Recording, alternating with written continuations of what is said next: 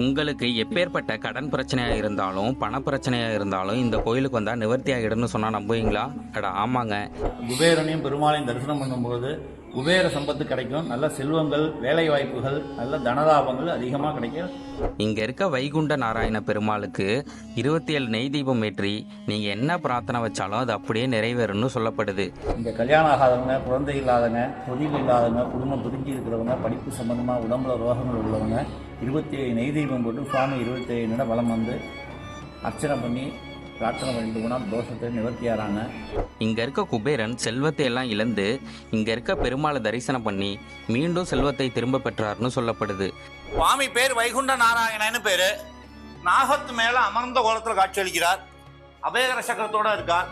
மார்புல மகாலட்சுமி தபசு இருக்காங்க. இந்த கோயிலோட அட்ரஸ் வீடியோவோட ஃபர்ஸ்ட் கமெண்ட்ல பின் பண்ணியிருக்கேன்.